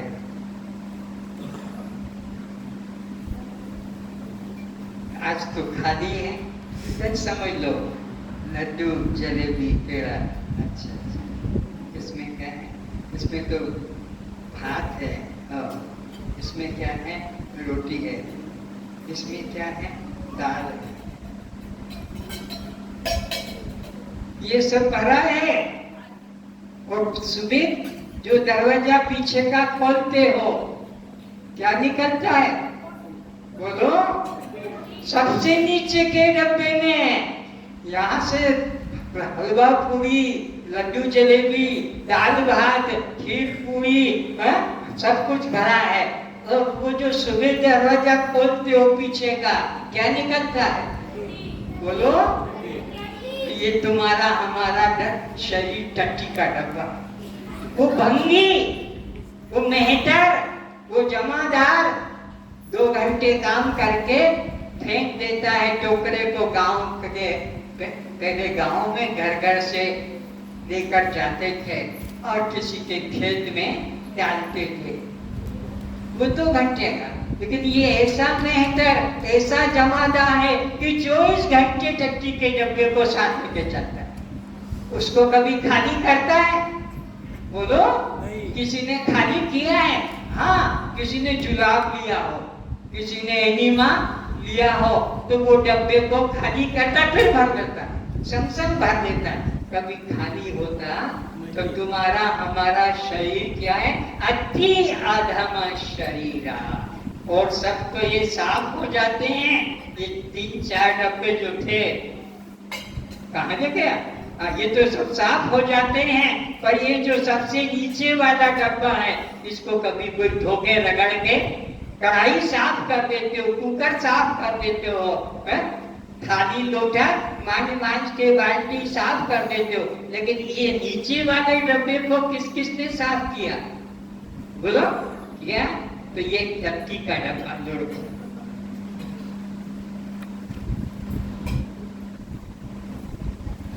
तो तुम्हारा को विचार जगाना है। ये असली सत्संग है। तुम्हारे पिता के पिता के पिता को भी ये सत्संग नहीं मिला जो तुम्हारे आज ये सत्संग राज खुल रहा है। तो तुम्हारा हमारा शरीर क्या है? अति बोलो अधम, अधम, अधम शरीर। अधम क्यों कहा? अति अधम। तो और सब गंदगियां अलग अलग है, और सब गंदगियां अलग अलग पड़ी है, पर इसमें सारे गंदगियों का भंडार है, कोई अलग, इसलिए अति अधम। तो अब तुम्हारा गर्व रहेगा कि मैं हिंदू हूँ, कि मैं ब्राह्मण हूँ, कि मैं सन्यासी हूँ, कि मैं बंगाली, मारवाड़ी, गुजराती हूँ। अरे ये तो अधम का अहंकार हुआ, अति अधम। तो देह का अभिमान करना, यह जागना है कि सोना है? देह का अहंकार करना ये जागना है कि सोना है? सोना। मोह निशा सब सोवन हारा। जो जिस अहंकार को लेकर बैठा हुआ है, सोचो कि वो सो रहा। तो जागना है तो क्या करना है? उस अहंकार को मन से बोलो निकाल के फेंक देना, कुचल दो, ऐसे पांव से रगड़ दो गंदी चीजों को, इस तरह का। लेकिन तुम तो मुझ पे दाव मार रहे हो, हेयर डाई कर रहे हो, लिपस्टिक लगा रहे हो, क्या सुंदर, क्या तेरे की अति अधम, अति नीच चांडाल, और अपने को क्या सजा सजा कर चल रहा है, क्या क्या उपाधियां नाम के साथ, collector, director, secretary, principal, professor, ये सब अहंकार को अति अधम शरीर।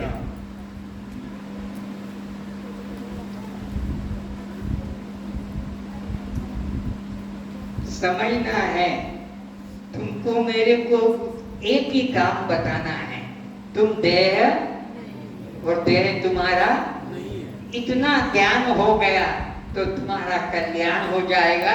ये वेद 4 अलग रह जाएंगे, 1108 उपनिषद अलग रह जाएंगे, 15-17 गीता अलग रह जाएगी, रामायण तुम्हारे को कोई जरूरत नहीं है। समय है, पढ़ो, हमें रुकावट भी, लेकिन बात इतनी पकड़ना है कि ये शरीर तुम बोलो नहीं, ये शरीर तुम्हारा नहीं है। किसका है? वो अब समझे, प्रपंच 5 भूतों से बना है। 5 भूत के नाम नोट करो। आकाश, तुम्हारा शरीर 5 भूतों का पिटारा है। आकाश, अच्छा फिर ये समझो, ये हलवा कैसे बनता है? हलवा सूजी हो, घी हो, शक्कर हो, अग्नि का सहयोग हो, पानी हो, तो हलवा बन गया। हलवा एक चीज तो नहीं है, 4-5 चीजों का मिश्रण है। तो तुम्हारा शरीर भी एक चीज नहीं है, 5 भूतों का मिश्रण है। एक नंबर आकाश, दूसरे नंबर वायु, आकाश, वायु, तेज, तेज का मतलब सूर्य, गर्मी, आकाश, वायु, तेज, जल, चौथा नंबर, और 5वां नंबर है पृथ्वी। पृथ्वी, जल, तेज, वायु, आकाश, ऊपर से आकाश, वायु, तेज, जल, पृथ्वी, उन 5 के मिश्रण से ये शरीर बना है। 5 का मिश्रण है इसमें, 5 महाभूतों का, 25 तत्वों का, 5 महाभूतों के 25 तत्वों से बना है। एक महाभूत के 5-5 तत्व हैं। इसको जाते समय देख लेना, ये लाइन के अंदर मिलेगा 5 महाभूतों के 25 तत्व। आकाश से तुम्हारे अंदर क्या क्या बना है किसी को पता नहीं, चार्ट से मालूम कर लेना। वायु से तुम्हारे अंदर 5 चीजें क्या बनी है, तेज से 5 चीजें तुम्हारे अंदर क्या बनी है, जल से 5 चीजें क्या बनी है, तो ये तुमको इस चार्ट के अंदर से मालूम पड़ेगा। ये क्या लिखा है, स्थूल शरीर के 5 महाभूतों के 25 तत्व है, मालूम पड़ जाएगा। तो इस तरह से क्षिति जल पावक गगन समीरा पंच रचित यह अधम शरीर, अति अधम शरीर। तो अब इस देह का अहंकार मिटाने का एक रास्ता बताता हूं।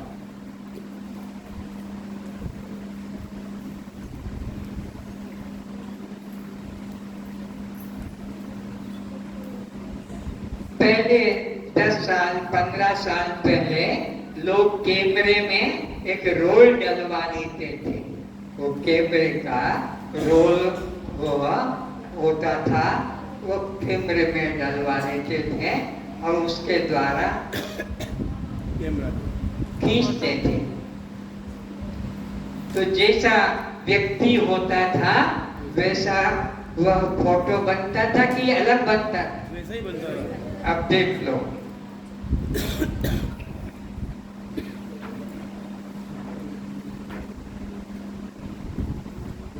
जब 1947 में भारत स्वतंत्र हुआ था तब ये विद्यमान थे। पेरू, बहादुर शास्त्री, इंदिरा जी, मोरारजी देसाई, चरण सिंह जी। तुम पहचानते होगे तो पहचान करते जाना। राजीव गांधी, वीपी सिंह जी प्रधानमंत्री रहे, चंद्रशेखर, ये नरसिंह राव, अटल बिहारी वाजपेयी, एच.ओ. देवरागढ़, इंडिया, मनमोहन सिंह जी, बोलो। मनमोहन सिंह जी, नरेंद्र मोदी जी, ये बोलो।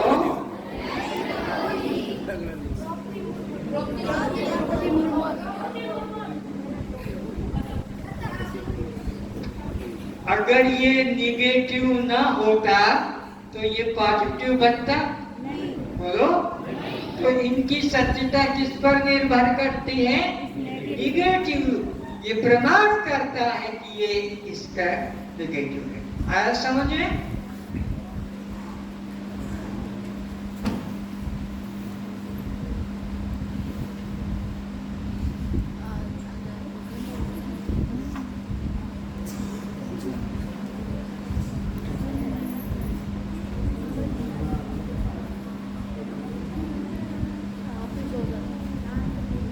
निरंजन स्वामी, निरंजन स्वामी, निरंजन स्वामी, निरंजन स्वामी,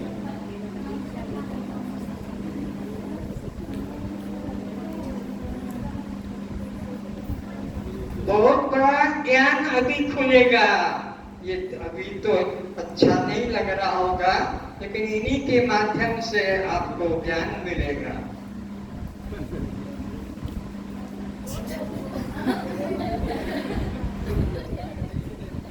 अब सही रूप वाला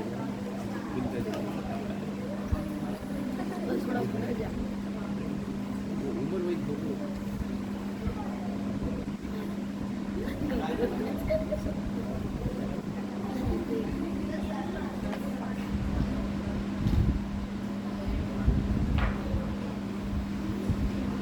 ये कब संभव हुआ? जब निगेटिव अगर ना होता तो ये फोटो बन पाते? तो इन फोटो की सत्यता किसके ऊपर है? बोलो। निगेटिव के ऊपर। तो इसको कोई गलत नहीं सिद्ध कर सकता। इसी प्रकार अब विवेक जगाना।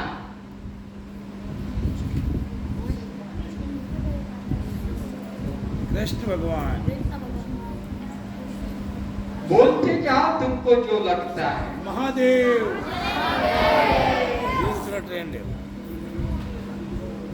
राधे कृष्ण, गौ माता, राम लक्ष्मण जानकी, हनुमान, पंचमुखी हनुमान का कैमरा का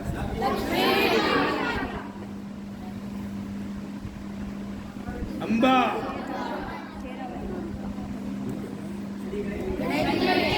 गणपति,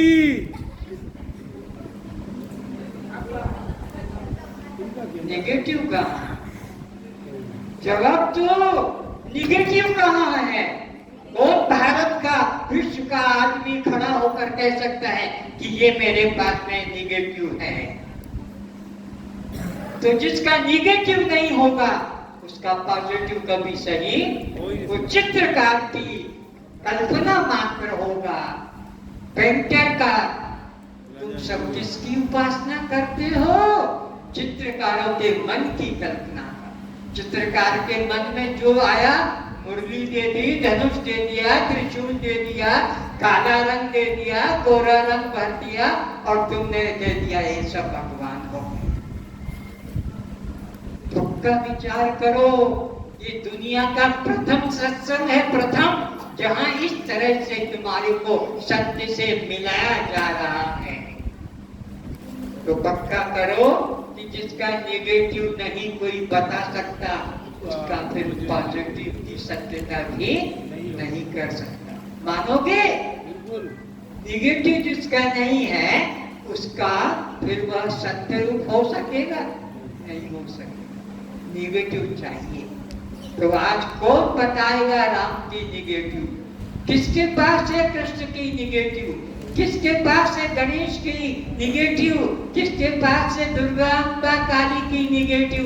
किसके पास है जो नेगेटिव विष्णु की या राधा से सीता? तो जिसका नेगेटिव नहीं उसका वो पॉजिटिव भी नहीं। सब चित्रकारों के मन की उपासना। तो हम तुम सब किसकी भक्ति करते हैं? वो जो शराब पी रहा है, जो मांस मछली खा रहा है, जो अंडा खा रहा है, जो गांजा पुड़िया, लेकिन उसके हाथ में कला है तो पत्थर को काट काट के छेनी हथौड़े से और नाम दे दिया, रूप दे दिया, जिसका चरित्र सुंदर नहीं है। कलाकार है कोई भी जाति का, कोई भी वर्ण का, कोई भी, उसको हमने भगवान का असली स्वरूप तो निर्गुण निराकार है, रूप रेख नहीं शून्य दे दी। रामायण के शब्दों में सुनो, अब बोलना तुम भी। बिनु पद चलाई, बिनु पद चलाई, बिनु पद चलाई, बिनु पद चलाई, सुनई बिनु काना, बिनु काना, कर बिनु कर्म, बिनु कर्म, करहि विधि नाना, करहि विधि नाना, आनन रहित, आनंद रहित, सकल रस भोगी, सकल रस भोगी, बिन जीवा, बिन जीवा, वक्ता बड़ जोगी, वक्ता बड़ जोगी, तन बिनु परस, तन बिनु स्पर्श, नयन बिनु देखे, नयन बिनु देखे, ग्रही घ्राण, ग्रही प्राण, बिन बास अशेष, एहि सब भांति, तेरी चिरत भाजी, अलौकिक करनी, अलौकिक करणी, एहि सब भांति, तेरी चिरत भाजी, अलौकिक करनी, अलौकिक करणी, महिमा जासु, महिमा जासु, जाय नहीं वरणी। जाय नहीं वरणी, कौन है परमात्मा? जो निर्गुण निराकार सत्य है। रामायण के शब्दों में, रामायण में लिखा है, तुम जिस धनुषधारी को मानकर, रावण के शत्रु को मानकर, सीता के स्वामी को मानकर, लक्ष्मण के भाई को मानकर, दशरथ के कौशल्या के बेटे को मानकर चल रहे थे, वो खुद कह रहे कि वो परमात्मा कैसा है? जैसे जगन्नाथ। जगन्नाथ का अर्थ भी होता है जगत का जो मालिक है, जगत का जो स्वामी है, जगतर नाथर जगन्नाथ, जो जगत का मालिक, जगत का स्वामी। और ये जगत क्या है? ये सारा नाम रूप संसार। तो वह परमात्मा का निर्गुण निराकार स्वरूप है। परमात्मा अपना आत्मा ही एक परमात्मा है। आत्मा का कोई अंग प्रत्यंग शरीर नहीं है, इसलिए शरीर को साकार कहा है, आत्मा को निराकार कहा है। शरीर साकार है, राम का, कृष्ण का, शंकर का, मुरली का, सीता का, सबका शरीर साकार है। और यत् यत् साकारम तत् तत् अनित्यम, वो सब नाशवान है, बदलने वाला है, वो सदा रहने वाला। तो जो आत्मा है वो नित्य है, वो कभी परिवर्तनशील, वो कभी नष्ट होने वाला नहीं है। तो अपने स्वरूप का निश्चय करें कि मैं आत्मा निर्गुण निराकार हूँ। और एक बात समझे,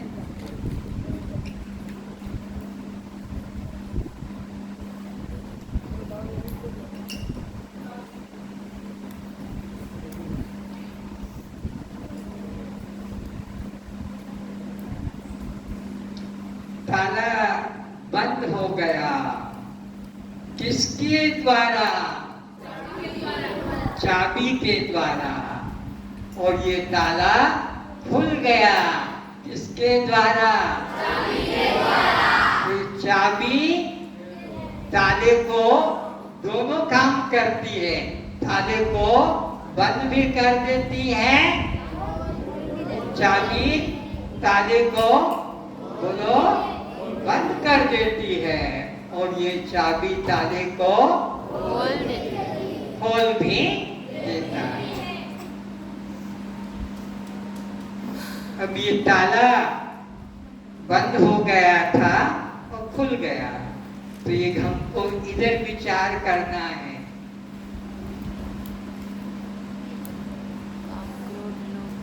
काम, क्रोध और मोह, ये तीन बंधन में डालने वाले हैं।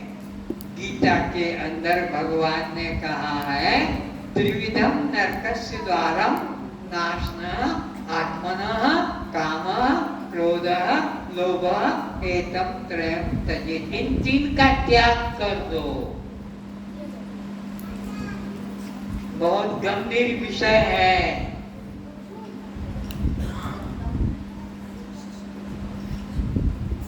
लो भाई, ये त्याग कर दिया।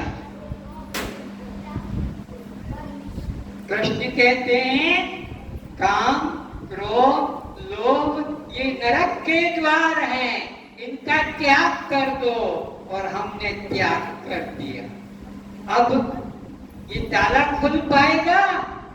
बोलो, ताले को खोलना है, ताले को तोड़ना नहीं है। बड़ा कीमती, नर्तन सम नहीं कौने उदेही, बड़ा कीमती है, इसके समान कोई जीवन नहीं है। ये रामायण में आया है। और तुमने इस ताले को, जीवन रूपी ताले को छोड़ दिया, तो इसका उद्धार, कल्याण नहीं होगा।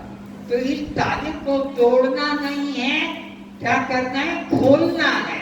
तो कैसे खुलेगा? जिसका त्याग किया है उसी को फिर से लेना होगा, और उसी से फिर इस ताले को खोलना होगा।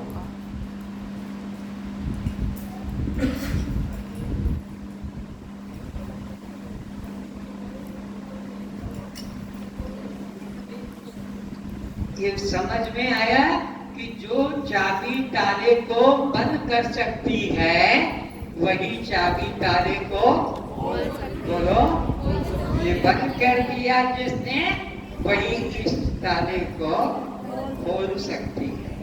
तो जो काम, क्रोध, लोभ नरक के द्वार हैं, वे ही मुक्ति के द्वार होते हैं। गूढ़ बात समझो। इसीलिए तो ये ताला चाबी का दृष्टांत रखा कि जो चाबी ताले को बंद करती है, वही चाबी ताले को खोलती है। तो जो काम, क्रोध, लोभ, मोह नरक दिलाते हैं, कब? फिर देखो, ये ताला कब बंद होता है? ये खुला ताला है, देखना। अब चाबी को देखना, ये चाबी किधर जाती है? डाउनवर्ड्स। ये चाबी किधर की तरफ जाएगी तो बंद होगा? नीचे की तरफ। तो ताला बंद हो गया, ये ताला बंद हो गया। अब चाबी को जब ताला खोलना है तो कैसे करें? अपोजिट डायरेक्शन में। ये खुल गया। अपोजिट डायरेक्शन में, नीचे किया तो बंद। तो इसी तरह जब काम क्रोध लोभ देह के प्रति करते हो तो ये बंधन दिला देते हैं, और यही काम को क्रोध को अपने कल्याण में उपयोग ले लेते हो तो मुक्ति दिलाते हैं। तो कामना करो तो आत्म उद्धार की करो। अभी तक कामना पत्नी हो जाए, बच्चा हो जाए, दुकान हो जाए, मोटर हो जाए, गाड़ी हो जाए, आश्रम हो जाए, ये संसार की कामना बांधने वाली थी। और क्रोध भी तुम्हारा पत्नी से, बच्चे से, मित्र से क्रोध ये भी बांधने वाला था। और ये पत्नी में, बच्चे में, मकान में मोह तीनों बांधने वाले थे। काम क्रोध लोभ एतम त्रयम त्यजेत, इन तीन का त्याग करो। लेकिन अब काम का भी त्याग मत करो, क्रोध का भी त्याग मत करो, और लोभ का भी त्याग मत करो। तो फिर हम मुक्त कैसे होंगे? तरीका बताया कि जो नीचे की तरफ चाबी घूमती है, देह के प्रति काम क्रोध है तो बांधती है, और यही जब आत्मा के प्रति विचार जग जाएगा तो ये मुक्ति दिला देती है। तो आत्मा के प्रति तो ये कामना करो तो मुक्ति की कामना करो तो ये बंधन में डालेगी। पत्नी की कामना करो, पति की कामना करो, मकान की, आश्रम की, गाड़ी की, घोड़े की कामना करो तो क्या करेंगे? ये बांध देंगे, जकड़ देंगे।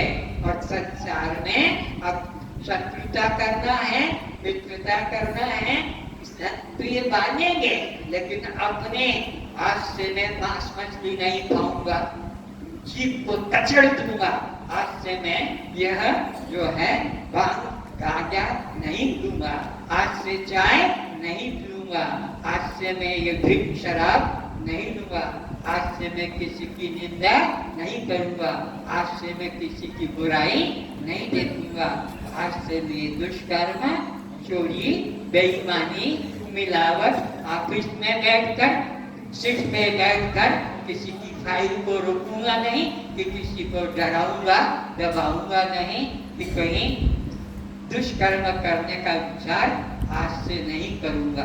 तो ये तुम्हारा मुक्ति का साधन बन जाएगा। जब इधर की तरफ जोड़ोगे काम और क्रोध को, नरक ले जाएगा। अब तीसरा कारण बताया है मुक्ति का हेतु बनेगा। कब? जब तुम पत्नी में, बच्चे में, देह में मोह करोगे, बांधेगा। लेकिन मोह करो मेरे तो गिरधर गोपाल दूसरा ना, तो ये तुम्हारा मोह नरक ले जाएगा, मुक्ति ले जाएगा। ये तुम्हें बंधन से मुक्ति करा देगा। तो काम भी अपने कल्याण में लगा दो, क्रोध को भी अपने कल्याण में लगा दो, और मोह को भी अपने कल्याण में लगा दो। तो भगवान कृष्ण जो कहते कि नरक के द्वारे 100% सत्य घटना है, लेकिन निरंजन कहता है कि काम को समूल नष्ट नहीं करो, क्रोध का समूल नाश मत करो, और मोह का भी समूल नाश मत करो, बल्कि सदुपयोग करो। बल्कि क्या करो? सदुपयोग। देह में जोड़ोगे, देह संबंधियों में जोड़ोगे, यह दुर्गति ले जाएगा। गुरु में, भगवान में, अपने कल्याण में जोड़ोगे तो मुक्ति दिलाएगा। आज का विषय मैं यहीं पर समाप्त कर दूं, कल इससे आगे की चर्चा करेंगे। लेकिन यहाँ कोई कथा कहानी सुनने की आशा में, कोई पुराण सुनने की आशा में मत आना। ये तो गणित का, ये तो साइंस का क्लास है, ये तो ज्योग्राफी वैज्ञानिक क्लास है। इसमें तो बुद्धि की आवश्यकता है। जितनी जिसकी बुद्धि काम करेगी वो आगे बढ़ेगा, और जो बुद्धू होगा वो भाग जाएगा। बुद्धू का लक्षण है इस क्लास में नहीं बैठ पाएगा। और मोबाइल के लिए भी निवेदन कर दूं कि जो सज्जन पुरुष है, शिक्षित पुरुष है, वे सत्संग में मोबाइल फोन लेकर कभी नहीं जाते हैं। और जो सत्संग में मोबाइल फोन लेकर जाते हैं वो सत्संग के प्रेमी नहीं, वो सिनेमा के प्रेमी हैं, नाटक के प्रेमी हैं, ड्रामा के प्रेमी हैं, सत्संग के प्रेमी नहीं। सत्संग का वही प्रेमी है जो मोबाइल जेब में रखकर नहीं लाता है। और मोबाइल घर में से लेकर आ गया, कहाँ जा रहे हो? सत्संग में मेरा मोबाइल ला दो तो अरे ढूंढ के लाओ जल्दी से, मेरे को सत्संग में जाना है। तो ये सोचो ये सत्संग में जाने का नहीं, ये बाजार में जा रहा है, ये बाह्य वृत्ति में है। और सत्संग में तुम पूजा ओम जय जगदीश हरे ट्रिन ट्रिन हुई तो मोबाइल लेके वो आरती तू पकड़, आरती कर रहा था और आरती तू पकड़ में, क्योंकि रिंग आ गई है भगवान की स्थिति से। भगवान की मारो बोली, ये तो मेरा बेटे का फोन है, मेरी बेटी का, मेरे पति का, मेरे पत्नी का। भगवान कौन हो जाते हैं? सत्संग में रिंग आ गई तो सत्संग सुनते सुनते उठकर भाग जाता है, बाहर चला जाता है और तीरथ जाता है। मोबाइल मेरा चार्जर भी साथ रख देना। चार्जर क्यों चाहिए? अरे वो जब डाउन हो जाएगी बैटरी मोबाइल की तो चार्जर जब नहीं होगा तो मैं अपने लड़के से, अपनी दुकान वालों से बात, बद्रीनाथ, केदारनाथ, रामेश्वर, जगन्नाथ, कहाँ कहाँ मर रहा है भगवान के नाम पर, लेकिन मोबाइल साथ में लेकर जा रहा है। तो बताओ ये किसका भगत है? भगवान के इसी की तेसी भगवान के मंदिर में खड़ा है, लेकिन फिर भी भगवान को छोड़कर और पति पत्नी पुत्र से बात। तो जिनको सत्य में प्रेम है दया करके मोबाइल साथ में मत लाना। मोबाइल लाओगे तो तुम्हारा ध्यान, वो थोड़ा आवाज कम कर देते हो लेकिन वाइब्रेटर लगानी थी चालाक लोग, ताकि उसके ट्रिन ट्रिन आवाज होगी तो सबको पता लग जाएगा, इसलिए वो दिल को धड़कता है, धड़ धड़ धड़ धड़ धड़, उसको उठकर बाहर चला जाता है। जबकि वो मोबाइल का उपयोग अंदर सत्संग में भी, तो कई चालाक लोग वाइब्रेटर लगा लेते हैं जिससे कि उसमें कंपन पैदा होता है और तुमको उठ भाग भाग, छोड़े बाबा का सत्संग, छोड़े भगवान का, तेरी पत्नी का, तेरे बच्चे का, देखो बाहर। इस तरह से सत्संग में वृत्तियों वालों से अब प्रार्थना करो। सर्वे भवन्तु सुखिनः, सर्वे सन्तु निरामयाः, सर्वे भद्राणि पश्यन्तु, मा कश्चित् दुःखभाग् भवेत्, सब सुखी रहे, सब निरोग रहे, सभी रूपों में एक परमात्मा को देखें, सभी रूपों में अपने को देखें। इसलिए हमारे द्वारा मन वचन कर्म से किसी भी जीव को, किसी भी प्राणी को किसी प्रकार कष्ट न पहुँचे, किसी की निंदा न करें, किसी को अपशब्द गाली न कहें, किसी में दोष दर्शन न करें, किसी की हानि न करें, किसी की चोरी न करें,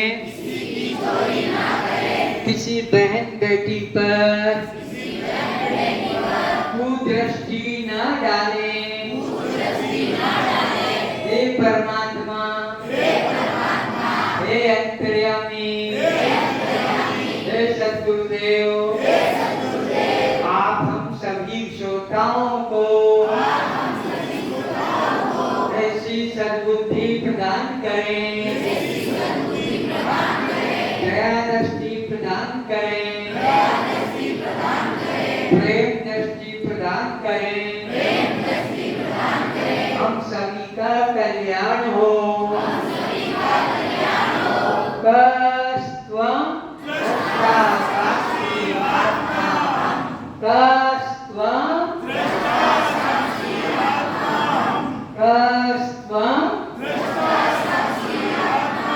तो आप जड़ हैं, जड़ हैं, दृश्य दृश्य है, दृश्य है, अनात्मा है, अनात्मा है, शव है, शव है, पर प्रकाश है, प्रकाश है, पर प्रकाश है, स्वयं प्रकाश है, बद्ध है, मुक्त है, मुक्त। बद्ध है, मुक्त है, बद्ध है, मुक्त है, बद्ध है, मुक्त है, जीव है, जीव। ब्रह्म है, जीव है, ब्रह्म है, जीव है, ब्रह्म है, जीव है, ब्रह्म है, कस्त्वं दृष्टा साक्षी आत्मा हम। आप जितना ही आप लोगों ने इसकी वाणी को प्रेम से श्रद्धा से सुना, इसके लिए मैं सबका बहुत आभारी हूँ।